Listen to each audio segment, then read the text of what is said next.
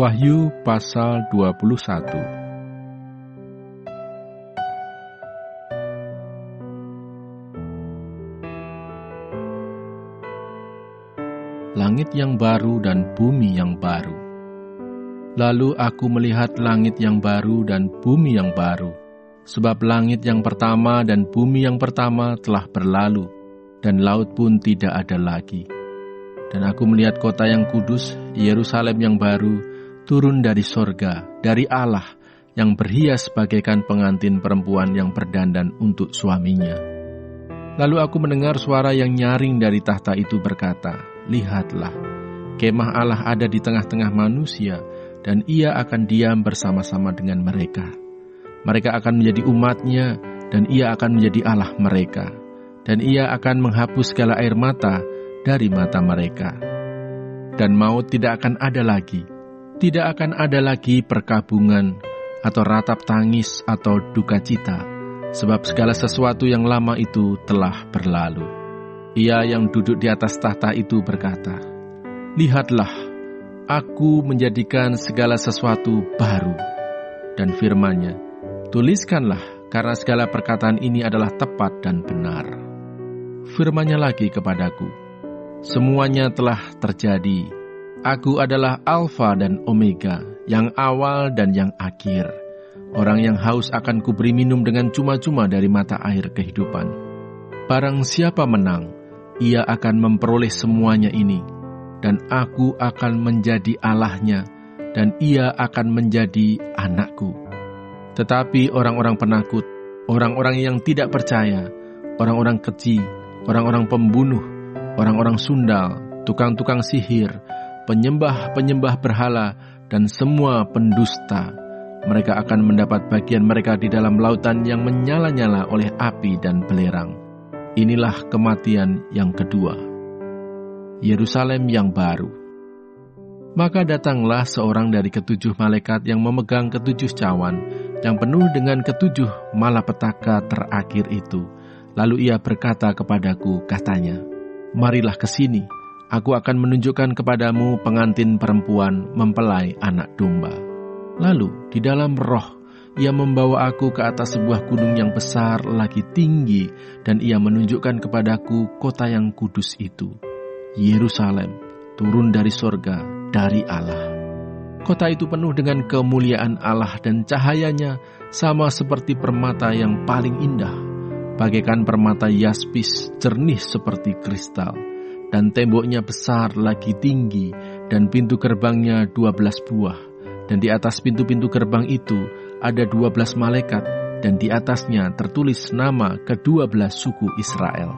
Di sebelah timur terdapat 3 pintu gerbang, dan di sebelah utara 3 pintu gerbang, dan di sebelah selatan 3 pintu gerbang, dan di sebelah barat 3 pintu gerbang. Dan tembok kota itu mempunyai 12 batu dasar, dan di atasnya tertulis ke-12 nama ke-12 rasul anak domba itu. Dan ia yang berkata-kata dengan aku mempunyai suatu tongkat pengukur dari emas untuk mengukur kota itu serta pintu-pintu gerbangnya dan temboknya. Kota itu bentuknya 4 persegi, panjangnya sama dengan lebarnya, dan ia mengukur kota itu dengan tongkat itu, 12.000 stadia, panjangnya dan lebarnya dan tingginya sama. Lalu ia mengukur temboknya, 144 hasta, menurut ukuran manusia, yang adalah juga ukuran malaikat. Tembok itu terbuat dari permata yaspis, dan kota itu sendiri dari emas tulen, bagaikan kaca murni, dan dasar-dasar tembok kota itu dihiasi dengan segala jenis permata. Dasar yang pertama, batu yaspis, dasar yang kedua, batu nilam, dasar yang ketiga, batu mirah, dasar yang keempat, batu zamrud, dasar yang kelima, batu unam, dasar yang keenam, batu sardis, dasar yang ketujuh, batu ratna cempaka, yang kedelapan, batu beril, yang ke-9, batu krisolit, yang ke-10, batu krisoperas, yang ke-11, batu lazuardi, dan yang ke-12, batu kecubung. Dan ke-12 pintu gerbang itu adalah 12 mutiara. Setiap pintu gerbang terdiri dari 1 mutiara, dan jalan-jalan kota itu dari emas murni bagaikan kaca bening. Dan aku tidak melihat bait suci di dalamnya, sebab Allah, Tuhan yang Maha Kuasa, adalah bait sucinya. Demikian juga anak domba itu. dan kota itu tidak memerlukan matahari dan bulan untuk menyinarinya, sebab kemuliaan Allah meneranginya, dan Anak Domba itu adalah lampunya. Dan bangsa-bangsa akan berjalan di dalam cahayanya, dan raja-raja di bumi membawa kekayaan mereka kepadanya. Dan pintu-pintu gerbangnya tidak akan ditutup pada siang hari, sebab malam tidak akan ada lagi di sana. Dan kekayaan dan hormat bangsa-bangsa akan dibawa kepadanya. Tetapi tidak akan masuk ke dalamnya sesuatu yang najis, atau orang yang melakukan kekejian atau dusta, tetapi hanya mereka yang namanya tertulis di dalam kitab kehidupan Anak Domba itu. Wahyu pasal 22.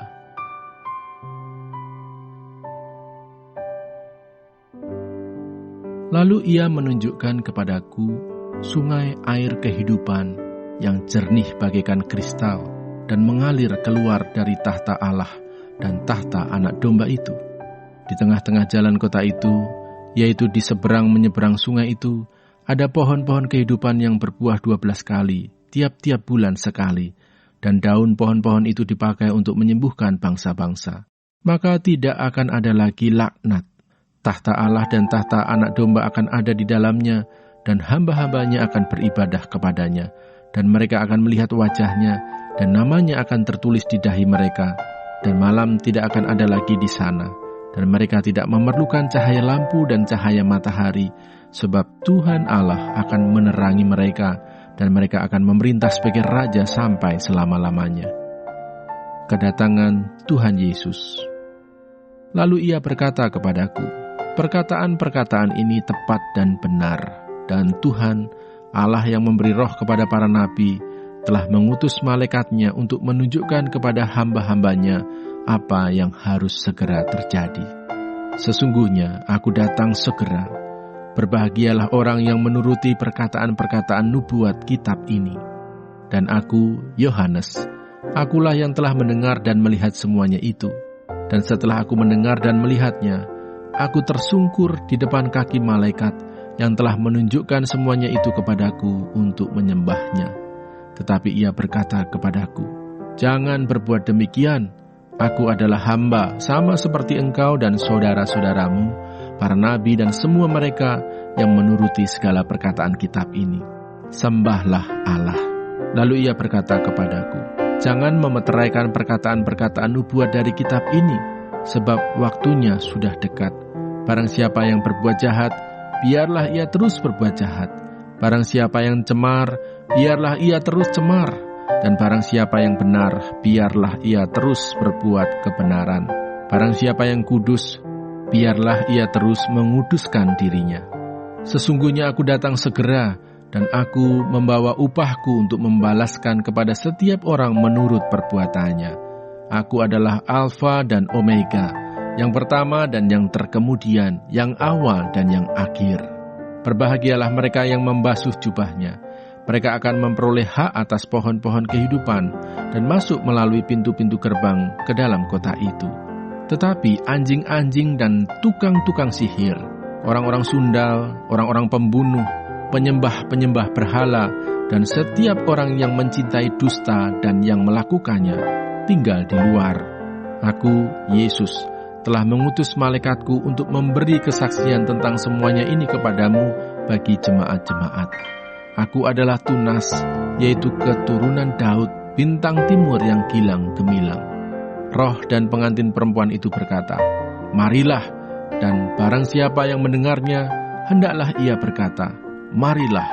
Dan barang siapa yang haus, hendaklah ia datang.